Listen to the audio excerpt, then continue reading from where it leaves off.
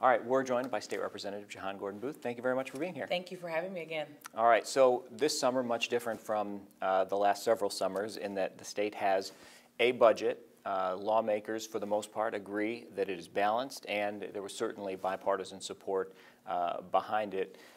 Where do you sit now that everything's said and done as far as, I guess, let's tackle first the balanced aspect of the budget, because it has received some criticism from those ratings agencies. And I think that is to be expected. I mean, we've been having conversations for almost 10 years about the lack of revenue.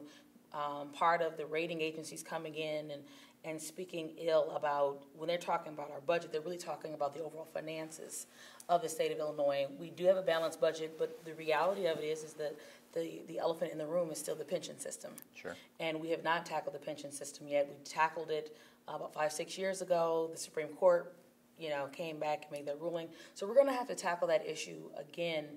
We're going to have to begin to have some different conversations as it relates to our revenue structure in Illinois. We still do have a fairly regressive system, definitely the most regressive system in the Midwest. But what I am proud about is that this year we were able to come to a balanced budget on time, and we're able to fund the critical services of our community, which is something that I think that regardless of whether you're a Democrat or a Republican, you want to be able to do.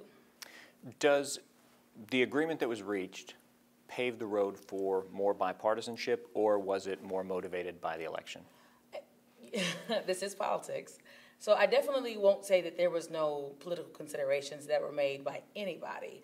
But I think that in terms of ranking file legislators, your average state representative, your average state senator, we were sick of doing this job and doing it and feeling like we weren't achieving the goal that most of us ran for, which is to be empowering of the communities that we're from, to work towards a better state. And that's the exact opposite what had been happening for the last 3 years. And so I think that regardless of whether you were a Democrat or Republican, you were sick and tired of not having a budget. And all of us were talking outside of our partisan caucuses with one another, saying, hey, look, this is what I'm hearing. What are you hearing? We're going to work together. And so we really became far more committed to sticking together regardless of what our leadership did this cycle. And I think that that's a testament to just the hard times that we've had as a state, and just understanding that we cannot continue on this partisan warpath, which is what it did. It did a lot of devastation around the state. There were more leadership meetings. There's no question about that. But depending on who you ask, there's a different answer about how involved the governor was. And certainly he did not push his turnaround agenda this year, or this budget cycle, we'll say. And in his budget proposal, he did rely on the tax increase that was passed last year. But now he's out on the campaign trail talking about no new taxes. Some people say that that's a bit disingenuous of him. There were no new taxes, but the state is dealing with a higher tax rate than it was a couple of years ago. Is there a way to go forward? And as you mentioned, the state has to deal with different revenue structure and a regressive system as it is.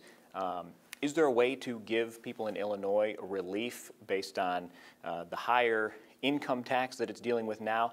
And we constantly hear criticism about property taxes. Yes, and listen, I look, many people got their property tax bill last month, and we do need property tax relief. But I think a big part of that property tax relief that folks are going to be looking for is going to be incredibly dependent upon the education reform bill that was passed last year. For the last 30 years, whether or not a school had the necessary resources that it needed in order to operate in a functional way, that was predicated on your property taxes. So if you lived in a community that wasn't wealthy, schools they're crumbling. If you live in a nicer community, you pay more property taxes, you're also getting top flight schools as well, typically. So by putting so much of the burden for paying for schools, which more than 80% of our tax dollars go to our local schools, by lifting that burden, now that won't happen overnight, but over the next few years, we should begin to see property tax relief at the local level. Now, again, people are going to have to remain engaged because oftentimes much like Governor Rauner, people complain about taxes, but then when you have people that are a part of the bureaucratic structure, they'll find ways to spend that money. So we have to be diligent as taxpayers to ensure that as we are continuing to make the significant down payments and investments in our education system, that at the local level, that we are pushing for the local property tax relief. Before we move the conversation too far from Springfield, one of the things I wanted to touch on is Speaker Madigan, his political organization. Some refer to it as the Madigan machine, of course.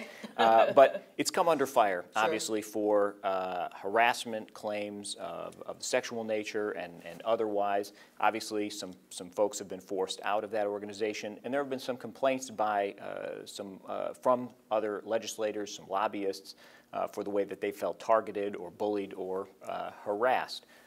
What's your perspective about what has been done and what needs to be done within the democratic structure? I would say, so for me personally, I am always encouraging of women coming forward and listening to their voices. I'm going to be very frank and honest with you. I used to hear every blue moon about a little something here, a little something there, but in my mindset, I was looking at it from my own lens. I was looking at it like, oh, they're hanging out, after work and things, people, if they're at a bar or something, somebody might say something a little crazy.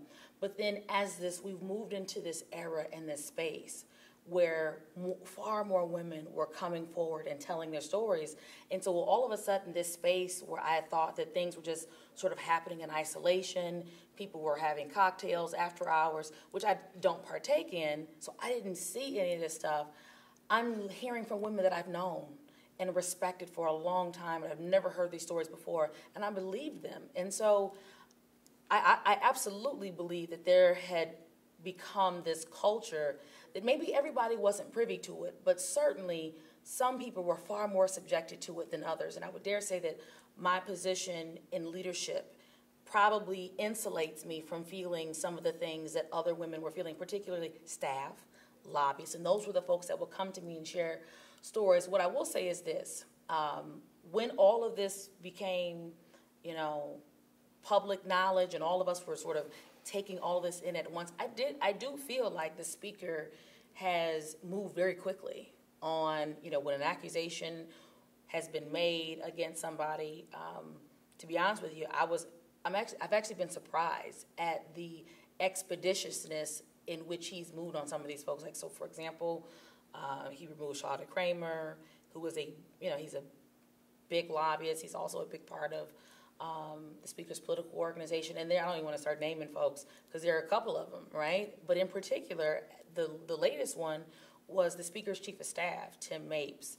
And I was completely blown away by that simply because I know the critical role that he played to the speaker's organization and his operation, both state and on the political side of things. And so to me, when you're willing to sort of cut ties with someone who absolutely intrinsically means a lot to your organization, to me, it says that you take this space seriously.